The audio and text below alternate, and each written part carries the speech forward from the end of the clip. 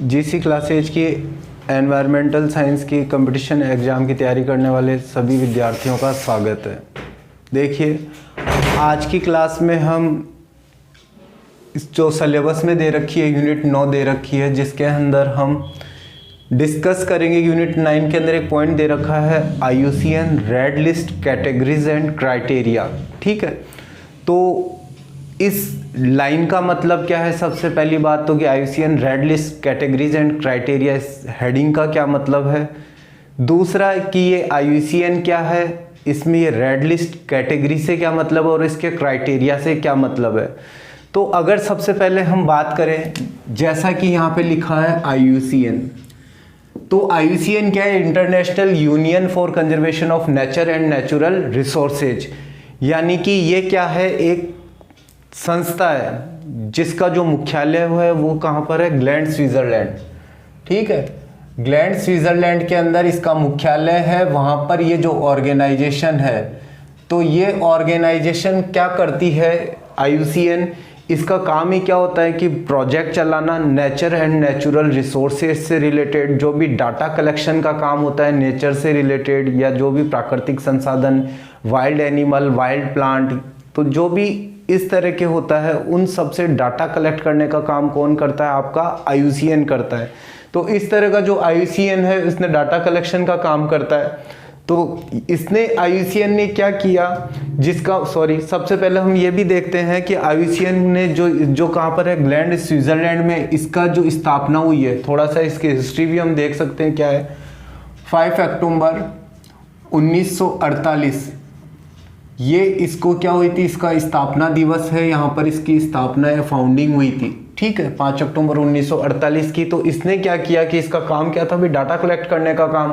तो इन्होंने क्या किया कि 1963 के अंतर्गत एक लिस्ट तैयार की। किसके लिए? वाइल्ड एनिमल और प्लांट्स के लिए, कि जो भी जंगली जीव थे, प्लांट्स थे, पौधे थे, उनके लिए एक लिस्ट तैयार की 1963 के अंदर।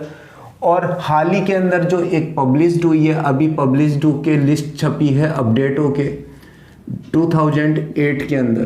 ठीक है, तो देखिए, तो अब जो ये रेड डाटा की जो लिस्ट थी, तो सबसे पहली बात है कि रेड डाटा की ये जो लिस्ट है, IUCN की जो रेड लिस्ट है, इसमें क्या सिर्फ अपने क्या एनिमल ही आते हैं? जी नहीं, इसमें एनिमल और पौधे दोनों आते हैं।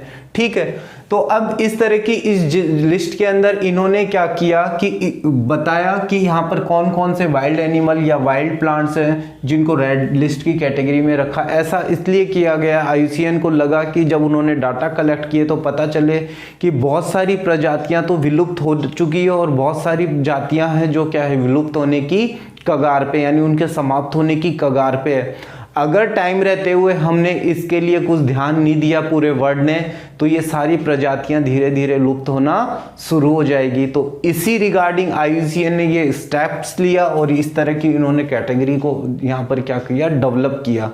तो IUCN का पर्पज क्या है कि IUCN की जो रेड लिस्ट तैयार की गई थी, इसका पर्पज क्या था कि भाई कि इस तरह के वाइल्ड एनिमल, प्लांट्स को रखा जाए कि जो कहीं ना कहीं नष्ट हो रहे हैं, तो इनको बचाया जा सके। यानी कि एक तरह से यहाँ पर अपन ने क्या कर दिया, इनका पर्पस देखा जाए तो इन्होंने IUCN ने क्या किया? भाई नेचर का कंजर्वेशन, जो भी नेचर थी, प्रकृति को बचाना।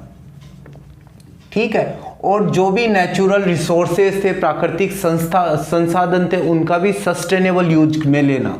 And sustainable use of resources, कि जो भी संसाधन हमको मिल रहे हैं जंगलों से, इनसे, एनवायरनमेंट से मिल रहा है, तो उन सबको हमको क्या करना है? इस तरह से यूज में लेना है कि वो हमेशा सतत हमारे काम में आते रहे, कभी खत्म नहीं हो। तो बिल्कुल सही बात है। तो अब यहाँ पर क्या हुआ? जो भी यहाँ पर IUCN की रेड लिस्ट को बनाने में जो क्राइटेरियाज रखे गए, तो यहाँ पर कुछ क्राइटेरियाज थे। ये जो क्राइटेरिया थे आपके सामने, ये क्राइटेरिया क्या हो सकते हैं? ये क्राइटेरिया ये हो सकता है कि जो भी कोई जीव है या कोई भी पेड़ पौधे होते हैं, उनका क्या होता है कि उनकी घटने की दर क्या है। ठीक है भाई, हर पेड़ पौधा हो चाहे कोई जीव हो, वो जन्म लेता है और उसकी मृत्यु हो रही है। ठीक है, तो यहाँ पर ये कह रहा है कि कोई भी जीव हुआ, जीव का क्या है कि नंबर घटने का क्या दर है, रेट ऑफ डिक्लाइन क्या है, उसकी आबादी की साइज क्या है। जिस जियोग्राफिकल एरिया में वो जीव मौजूद है तो उसका जियोग्राफिकल डिस्ट्रीब्यूशन कैसा है। दूसरा कि उसका जो डिस्ट्रीब्यूशन है वो डिस्ट्रीब्यूशन की भाई कि ऐसा तो नहीं है कि वो किसी पर्टिकुलर एरिया में ही पाया जा रहा है या वो वर्ल्ड में बहुत अलग अलग जगह पे भी वो पाया जाता है। इन सब क्राइटेरियाज को ध्यान में रखते हुए ये IUCN की रेड लिस्ट को जारी किया गया था। तो यहाँ पर हमारे लिए इंपॉर्टेंट बात क्या है कि ये जो इसने कैटेगरी दी है, इस IUCN रेड लिस्ट के अंदर जो कैटेगरी बनाई है उस कैटेगरी को समझना, यानी स्ट्रक्चर ऑफ कैटेगरीज। मान के चलिए कि हमको यहाँ से एग्जाम के अंदर 1 या 2 क्वेश्चंस हमको यहाँ से जरूर मिलेगा। अगर हमने ये क्लासिफिकेशन समझ लिया इस IUCN रेड लिस्ट का तो आपका क्वेश्चन को सही करने में आसानी मिलेगी। अदरवाइज यहाँ पर क्या है, बहुत सारे कन्फ्यूजन्स हैं जिसमें बच्चे क्या होते हैं सिर्फ वर्ड्स या टर्म के अंदर कन्फ्यूजन हो जाता है और बहुत आसानी से क्वेश्चंस क्या हो जाते हैं, गलत हो जाते हैं। तो हमारी आज की क्लास का पर्पज यही है, जो यहाँ पर IUCN रेड लिस्ट के अंदर जो कैटेगरीज है उस स्ट्रक्चर जो बनाई गई है उस स्ट्रक्चर को हमको समझना है एक चार्ट के थ्रू। तो देखिए अगर हम बात करें सीधा सीधा कि जैसे कोई भी स्पीसीज हुई, सीधा बात की हमने जैसे इस स्ट्रक्चर को समझने के लिए कि जैसे कोई अपनी यहाँ क्या हो गई कोई जाति स्पीसीज हुई तो सबसे पहला काम तो IUCN ने इसको क्या किया है, IUCN ने सबसे पहले इन जाति को क्या किया, इवेल्युएट किया। तो अब दुनिया भर के अंदर इतनी जातियां मौजूद है तो हर एक जाति को तो इवेल्युएट इन्होंने किया नहीं होगा अपने डाटा के अंदर। जो इन्होंने डाटा पब्लिश किया उसके अंदर हर एक जाति का जिक्र तो नहीं कर सकते ये, तो जाहिर सी बात है इन्होंने सबसे पहला काम अपने क्लासिफिकेशन में यही किया इन्होंने कि कुछ जातियों को तो क्या माना किया इन्होंने, इवेल्युएटेड। और कुछ ऐसी जातियां थी जिसको IUCN ने इवेल्युएशन नहीं कर पाया, जिसको एक कैटेगरी का नाम दे दिया नॉन इवेल्युएटेड। सही बात है ना, जिसको इवेल्युएट किया जा सके और किसी को इवेल्युएट नहीं किया गया।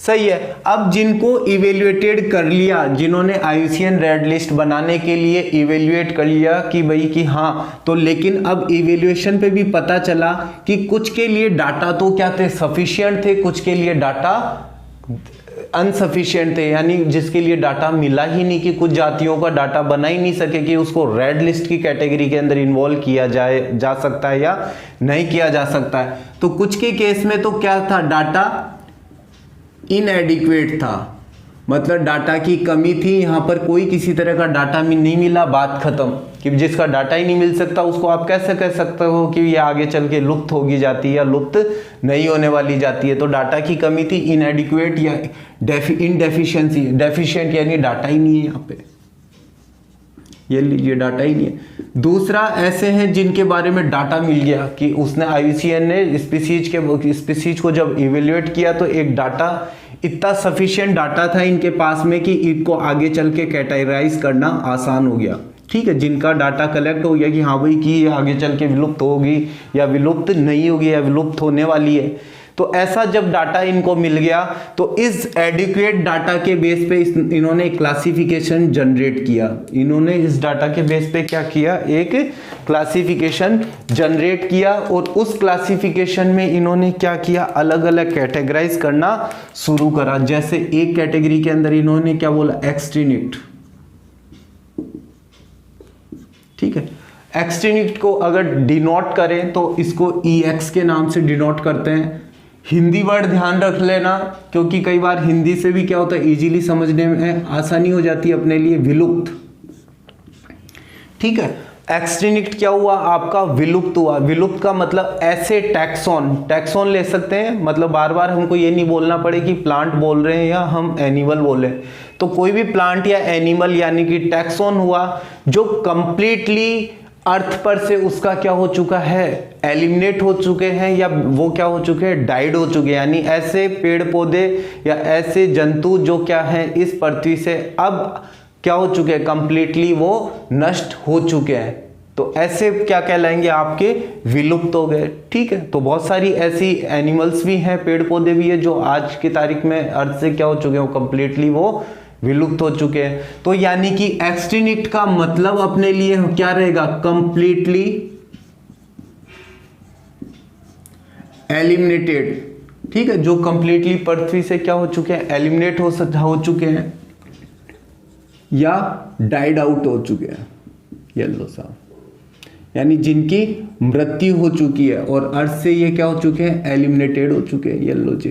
तो ऐसी स्पीसीज क्या कहलाएगी, विलुप्त होने वाली जातियां। एग्जाम्पल है इसका डोडो, ठीक है, एक जंतु है जिसको डोडो के नाम से जाना जाता है, ये एक्सटिंक्ट यानी विलुप्त होने वाली एक जाति है। दूसरा, इसके अंदर जब हम बात करते हैं एक्सटिंक्ट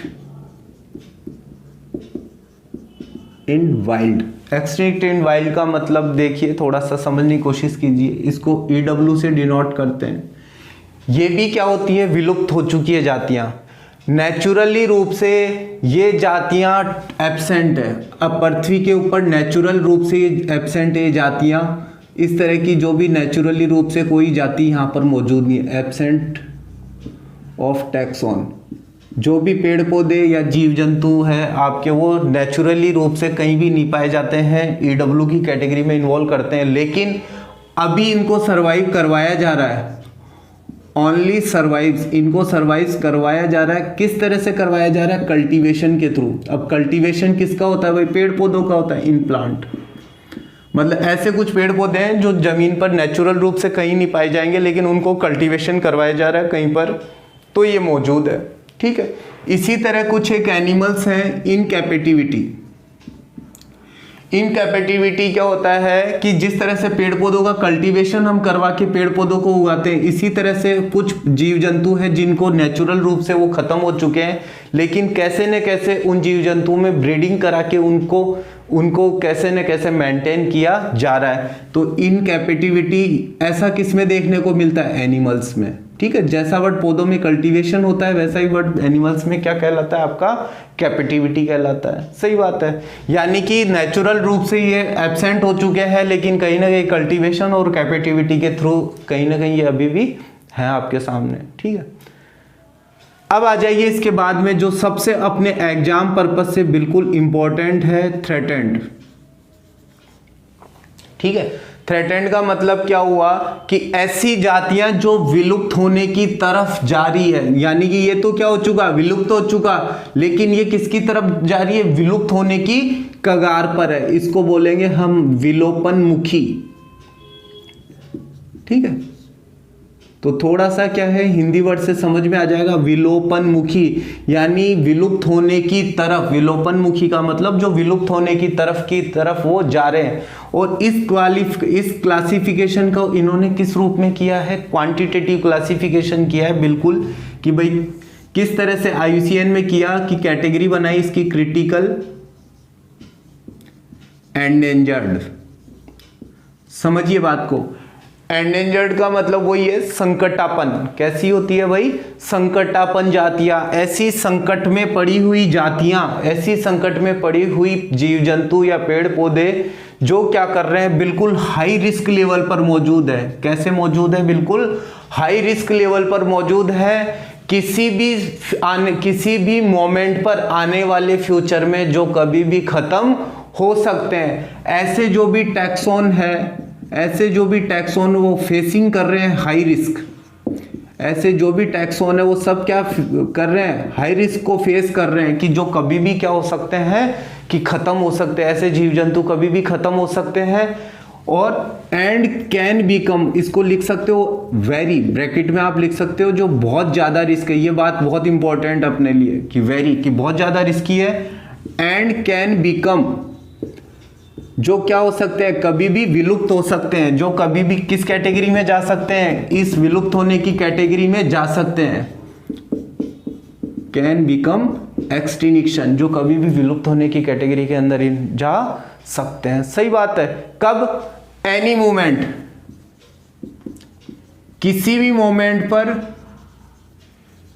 कब, जो भी आपका आने वाला फ्यूचर है, फ्यूचर भी बहुत दूर नहीं, इन इमीडिएट फ्यूचर, आने वाला फ्यूचर भी दूर नहीं है, आपका बहुत नियर फ्यूचर है, इमीडिएट फ्यूचर है। उस इमीडिएट फ्यूचर में किसी भी मोमेंट पर ये क्या हो सकती है, जातियां किस कैटेगरी में जा सकती है, विलुप्त होने की कैटेगरी के अंदर जा सकती है, कि पता चले कि किसी दिन ये जाति क्या वो आपको बिल्कुल यहाँ से अर्थ से गायब हो जाए, नष्ट हो जाए। जैसे एग्जाम्पल हो गए घड़ियाल, ग्रेट इंडियन बस्टर्ड,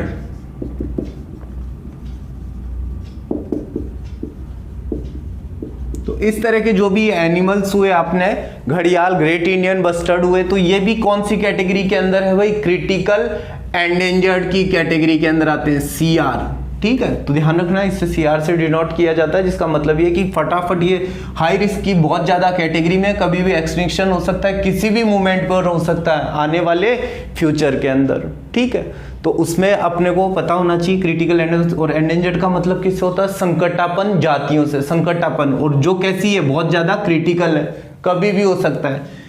इसी को जो क्वांटिटेटिवली रूप से अपने कहा ना, क्वांटिटेटिवली इस रूप से क्लासिफाई करते हैं, एंडेंजर्ड स्पीसीज, ये लो। ठीक है, मतलब लिख सकते हैं संकटापन, ये लीजिए संकटापन प्रजातियां। तो ऐसी संकटापन प्रजातियां जिसको हम डिनोट कर सकते हैं EN से। किससे डिनोट कर सकते हैं हम? EN से। अगर यहां पर अगर हम बात करें, अगर हम यहां की बात करें संकटापन जातियों की, तो ये भी क्या होती है? हाई रिस्क ऑफ एक्सटिंक्शन है, हाई रिस्क ऑफ एक्सटिंक्शन। लेकिन क्यों भाई हाई रिस्क ऑफ एक्सटिंक्शन क्यों है?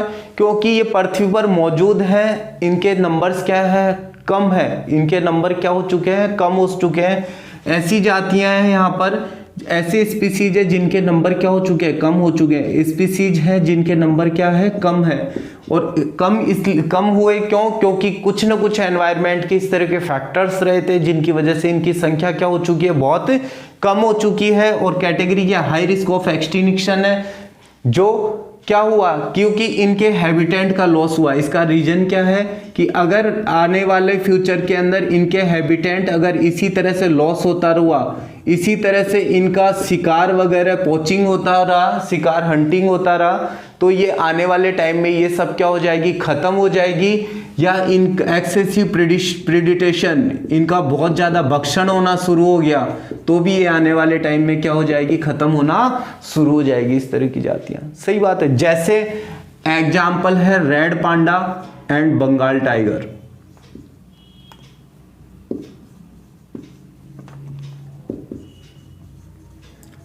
ठीक है, बहुत बार कुछ एक एग्जामों में वगैरह में पूछ लिया जाता है कि कौन सा चीज, जैसे ग्रेट इंडियन बस्टर्ड कौन सी कैटेगरी में है, बंगाल टाइगर कौन सी कैटेगरी के अंदर है। ठीक है, तो ये थोड़ा सा आपको पता होना चाहिए। वन हॉर्न राइनोसोरस,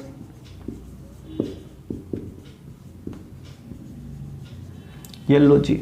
तो कैसी जातियां? हाई रिस्क ऑफ एक्सटिंक्शन है, विलोपान्मुखी की ही एक वो कैटेगरी है संकटापन, जो क्या है? विलुप्त होने की कगार पर है। लेकिन कब है भाई विलुप्त होने की कगार पे? क्योंकि इनके नंबर इतने कम हैं कि अगर इनका हैबिटेट लॉस हो गया, इनके आवास नष्ट कर दी है, इनका एक्सेसिव प्रेडेशन भक्षण होने लग गया, तो ये आने वाले टाइम में क्या हो जाएगी? ये जातियां खत्म होना शुरू हो जाएगी। ठीक है, तो बिल्कुल सही बात है। इसी तरह से जो आपकी अगली बात करते हैं अपन, वल्नरेबल। ये समझिए, वल्नरेबल जिसको हम डिनोट करते हैं VN से, और इसका रियल में मतलब क्या होता है? ऐसी जातियां जो कैसी है? वही असुरक्षित है। असुरक्षित प्रजातियां हैं जो बिल्कुल क्या है कि ये प्रेजेंटली मौजूद तो है अभी वर्तमान में, ऐसी जातियां हैं जो वर्तमान के अंदर मौजूद है प्रेजेंटली,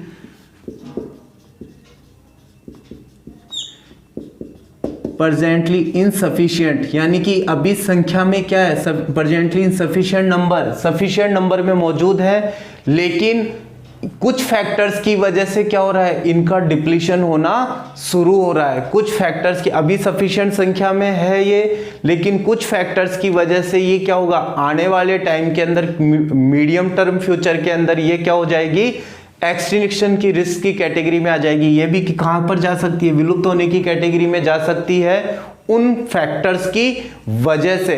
तो यहां पर क्या हुआ कि प्रेजेंटली ये सब क्या है, सफिशिएंट नंबर में क्या है, मौजूद है, लेकिन ये कुछ फैक्टर की वजह से इनकी संख्या क्या हो सकती है, कम हो सकती है। और ऐसा कब हो सकता है, नियर फ्यूचर में। नियर फ्यूचर में इनकी संख्या के कम होने की संभावना है। इट इज अंडरगोइंग,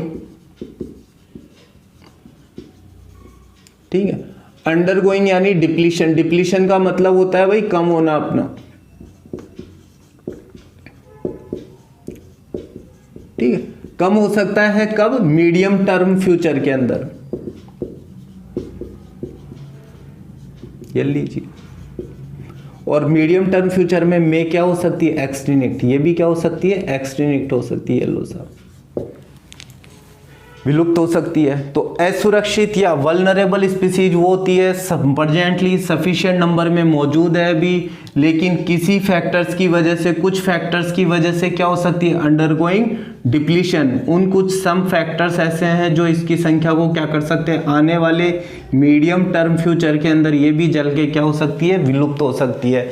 तो देखिए थ्रेटेंड स्पीसीज क्या होती है, विलोपानमुखी होती है। जो बिल्कुल विलोपानमुखी में भी क्रिटिकल एंडेंजर्ड तो वो होते हैं जो बिल्कुल हाई रिस्क पे मौजूद होते हैं। हाई रिस्क वाले वो किसी भी मोमेंट पर इमीडिएट फ्यूचर में समाप्त हो सकते हैं, विलुप्त हो सकते हैं। एंडेंजर्ड संकटापन वो जाती है, हाई रिस्क ऑफ एक्सटिंक्शन है, क्योंकि इनके नंबर ऑलरेडी इतने कम हो चुके हैं कि अब अगर इनके हैबिटेंट को लॉस में दे दिया या पोचिंग हुई या एक्सेसिव प्रेडेशन हुआ तो ये सब जातियां भी क्या हो जाएगी, विलुप्त हो जाएगी। एयर सुरक्षित या वल्नरेबल स्पीसीज वो है जो सफिशिएंट नंबर्स में तो मौजूद है, लेकिन कुछ फैक्टर इस तरह से काम कर रहे हैं कि ये मीडियम टर्म फ्यूचर में ये भी क्या हो सकती है, एक्सटिंक्ट हो सकती है। ठीक है, तो इस तरह से IUCN की जो रेड लिस्ट की कैटेगरी है उसके अंदर जो पर्याप्त जो इनको डाटा इवेल्युएट हुए, पर्याप्त जो डाटा इवेल्युएट हुए, उस पर्याप्त डाटा इवेल्युएशन के बेसिस पर इन्होंने एक तरह का ये क्लासिफिकेशन डेवलप किया। ठीक है, अब इस जगह पे थोड़ा सा यहाँ से अगर हम समझ चुके हैं तो अब थोड़ी सी और बातें कर सकते हैं यहाँ पर कि कुछ वर्ड्स होते हैं, जैसे यहाँ पर इस क्लासिफिकेशन में आप बातों को और इंक्लूड कर सकते हो, नियर थ्रेटेंड।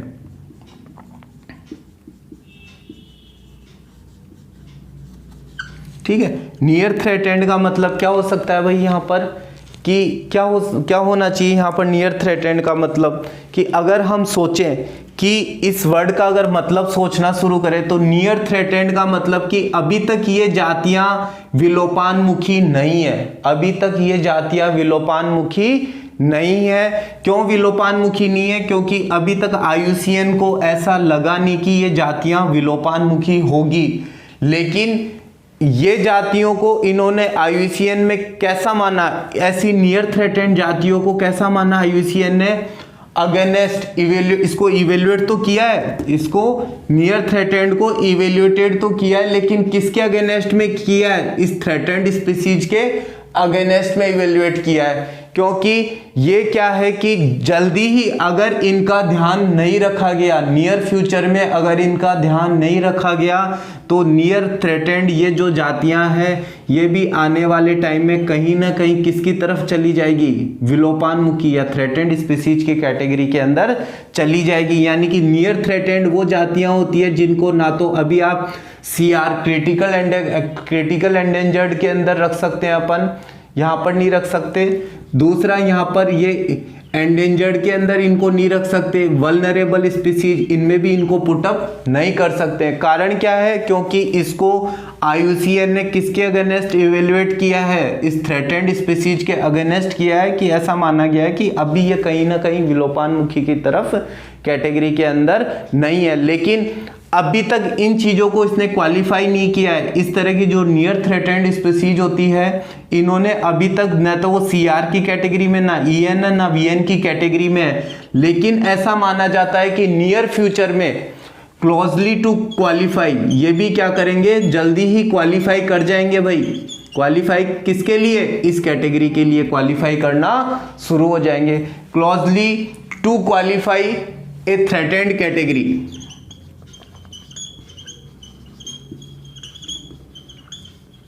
इस कैटेगरी की तरफ क्या होंगे, क्वालिफाई करना शुरू कर देंगे। कब भाई, इन नियर फ्यूचर। येलो साहब, नियर फ्यूचर के अंदर होगा ऐसा। और ऐसे कौन से नियर थ्रेटेंड वाले जीव कौन से, पोलर बियर, येलो जी, पोलर बियर इस तरह के जीव हैं, जिराफ, ठीक है। ये सब ऐसे जीव हैं जो क्या कहते हैं, नियर थ्रेटेंड की कैटेगरी के अंतर्गत आ रहे हैं, जिसने क्या माना गया है भाई IUCN ने कि हाँ भाई कि ठीक है कि अभी तो ये थ्रेटेंड की इस कैटेगरी के अंदर कहीं भी नहीं आ रहे हैं, लेकिन ये जल्दी क्या होगा कि इस कैटेगरी के अंदर इन्वॉल्व हो सकते हैं अगर क्या हुआ, इनकी तरफ अगर ध्यान नहीं दिया गया तो, ठीक है। नियर थ्रेटेंड वाली है तो ध्यान रखना जरूरी है इसका। तो इस तरह की नियर थ्रेटेंड हो गई स्पीसीज। इसी तरह से होते हैं आपका एक क्लासिफिकेशन और है जो बहुत बार लिखा हुआ भी मिल जाता है, लिस्ट रिस्क कंसर्न, ठीक है। अगर यहीं से इसकी एक कैटेगरी और अपन निकालना चाहे, लिस्ट रिस्क कंसर्न, समझिए बात को। ऐसे जीव हैं जिनको कोई किसी तरह की रिस्क नहीं है, नो रिस्क, कोई तरह की कोई रिस्क नहीं है, बहुत कम रिस्क वाले जीव हैं। बस आपको इनका थोड़ा सा क्या देना है, स्मॉल अटेंशन। कोई किसी तरह की रिस्क नहीं है, स्मॉल अटेंशन ध्यान रखना है कि बस आप थोड़ा सा इसका ध्यान रखते रहो, और ध्यान रखते रहोगे तो ये जीव आराम से क्या कर जाएंगे, सर्वाइव करते रहेंगे। इस कैटेगरी के अंदर जितने भी जीव आएंगे वो आराम से क्या करते रहेंगे भाई, सर्वाइव करते रहेंगे। इनको भी इवेल्युएट किया गया है, इनको भी एवेल्युएट किया है, इनके पास डाटा एडुकेट थे ऐसे जीवों के जो लिस्ट रिस्क कंसर्न की कैटेगरी में थे, LC की कैटेगरी में थे, जिन जीवों को क्या कर सकते हैं, बस आप है ना थोड़ा सा ध्यान रखो, अटेंशन दो, तो ये हमेशा क्या करते रहेंगे, सर्वाइव करते रहेंगे। ऐसे नियर थ्रेटेंड वाले जो जीव हैं, ऐसे जो पोलर बियर, जिराफ, ये नियर थ्रेटेंड वाले जो जीव हैं, इनके लिए बस आप थोड़ा सा ये ध्यान रखो, कंजर्वेशन प्रोग्राम चलाते रहो आप। अगर इनके लिए कुछ न कुछ इनके संरक्षण से रिलेटेड अगर आप प्रोग्राम चलाते रहे तो ये नियर थ्रेटेंड की कैटेगरी से आपके विलुप्त होने की कगार की तरफ नहीं जाएंगे।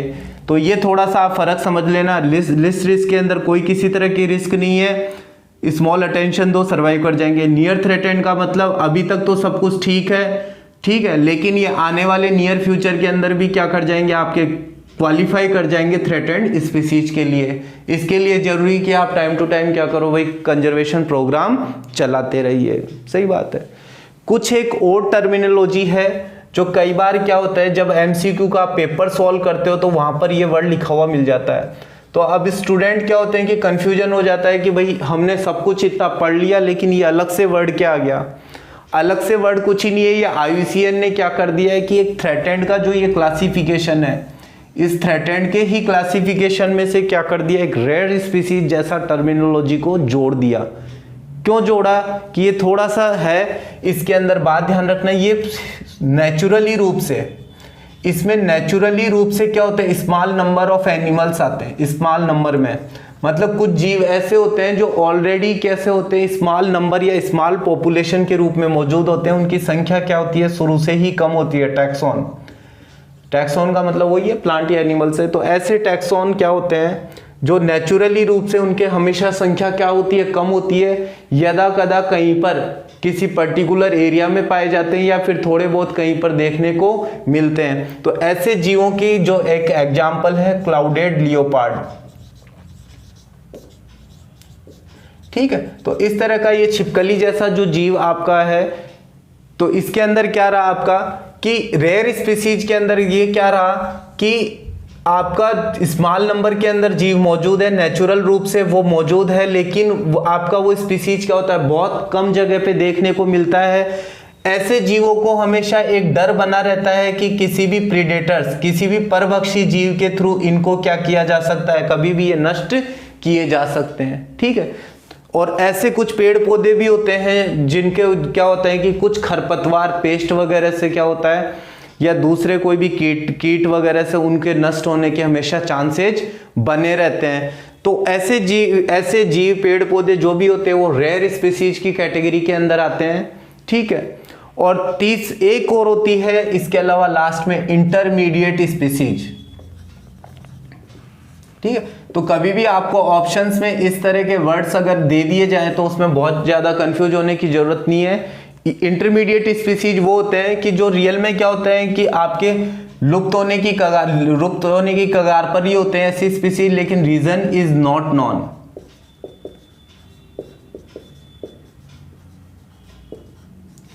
Reason is not known for risk of extinction, मतलब एक्सटिंक्शन होने की रिस्क पे हमेशा है वो, जैसे ब्राजील में पाया जाने वाला आर्मेडिलो। ब्राजील में पाया जाने वाला आर्मेडिलो एक इंटरमीडिएट स्पीसीज का एग्जाम्पल है, जिसके अंदर रीजन नहीं पता चल रहा है कि ब्राजील में आर्मेडिलो किस वजह से क्या हो रहे हैं, लुप्त होने की तरफ जा रहे हैं। तो ऐसे जीवों को क्या बोल दिया इन्होंने, इंटरमीडिएट स्पीसीज। अपनी मर्जी की दी हुई टर्म नहीं है, IUCN ने जिन जिन टर्मिनोलॉजी को काम में लिया उसी टर्मिनोलॉजी के बेस पे आपको समझाया गया है। अब तक कि इसके अंदर जो IUCN की इस रेड लिस्ट के अंदर हमने इतना सा समझ लिया कि किस तरह से जीवों के नष्ट होने के या उनके लुप्त होने के जो चांसेज है उसके बेस पे उन्होंने एक हल्का सा एक क्लासिफिकेशन बनाया है यहाँ पे। इस क्लासिफिकेशन के बेस पर हमको MCQ के अंदर क्वेश्चन पूछे जाते हैं, और बहुत बार तो जनरल नॉलेज के जो GK बेस्ड पेपर होते हैं उनमें भी यहाँ से क्वेश्चंस पुटअप कर लिया जाता है। बाकी अपने तो एनवायरमेंटल साइंस के सिलेबस में इसको मेंशन कर रखा है, तो कहीं भी इसमें कंफ्यूज होने की जरूरत नहीं है। बस आपके माइंड में क्या रहना चाहिए, जो ये एक चार्ट बना हुआ है ये चार्ट क्या रहना चाहिए, इसमें क्लियर रहना चाहिए, इसमें ये ध्यान रहना चाहिए कि इसके अंदर एक्सटिंक्ट का मतलब क्या है, थ्रेटन्ड का मतलब क्या है, और एंडेंजर्ड का मतलब क्या, और वल्नरेबल का मतलब क्या। एक्सटिंक्ट का मतलब विलुप्त होने वाले जीव, या एक्सटिंक्ट का मतलब जो विलुप्त हो गए जीव, थ्रेटेंड का मतलब जो विलुप्त होने की तरफ जा रहे हैं यानी विलोपान्मुखी जीव। और विलोपान्मुखी में भी क्या बोलोगे, असुरक्षित, जो असुरक्षित है कि भाई कि अगर असुरक्षित की आने वाले फ्यूचर में ये क्या हो सकते हैं भाई, खत्म हो सकते हैं। आज तो ये संख्या में सही संख्या में मौजूद है, लेकिन आगे का कोई इनका पता नहीं है। दूसरा संकटापन जातियां होती है। संकटापन का मतलब जो क्या है कि भाई आपके नंबर ही इतने कम है कि वो कभी भी उनके आवास नष्ट हो गए तो ये कभी भी जातियां समाप्त हो जाए, ठीक है, एंडेंजर्ड स्पीसीज। और सबसे बात है क्रिटिकल एंडेंजर्ड स्पीसीज, तो वो होते हैं कि इनका तो पता ही नहीं है कि किसी भी मोमेंट पर कभी भी नष्ट हो सकते हैं, क्योंकि इनकी संख्या बेहद कम है आपकी, और ये बहुत ज़्यादा हाई रिस्क पे आ चुके हैं। तो इमीडिएट फ्यूचर में किसी भी मोमेंट में नष्ट हो जाए वो आपके क्या क्रिटिकल एंडेंजर्ड स्पीसीज की कैटेगरी में आते हैं, ठीक है। तो इस तरह से हमने इनके आसपास का देख लिया कि नियर थ्रेटेंड क्या होता है, लिस्ट रिस्क कंसर्न क्या होता है, रेयर स्पीसीज क्या होता है, और इंटरमीडिएट स्पीसीज क्या होता है, ठीक है। नियर थ्रेटेंड कुछ ही नहीं है कि आपके अगर कंजर्वेशन प्रोग्राम चलाए तब नहीं चलाए कंजर्वेशन प्रोग्राम इन सब के लिए, तो ये जल्दी ही किसकी कैटेगरी में चलाएंगे, थ्रेटेंड की कैटेगरी में इन्वॉल्व हो जाएंगे।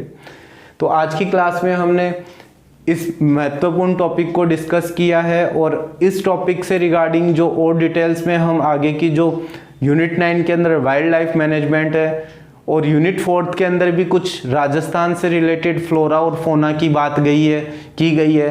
तो अपन कहीं ना कहीं क्या करेंगे, राजस्थान के फ्लोरा और फोना को, और इंडिया का जो भी ये फ्लोरा एंड फोना यानी कि जो भी एनिमल और जो प्लांट है इंडिया लेवल या राजस्थान लेवल पर, उसको कहीं ना कहीं हम अपनी इस IUCN रेड लिस्ट कैटेगरी के साथ में उसको कनेक्ट करने की कोशिश करेंगे, और अपन जो जिन जीवों को जानते हैं उसको कहीं ना कहीं इस लिस्ट के साथ में अपन कनेक्ट करके अपना उसको MCQ सॉल्व करने की कोशिश करेंगे, ठीक है। आज की क्लास इतनी रखते हैं, धन्यवाद, जय हिंद।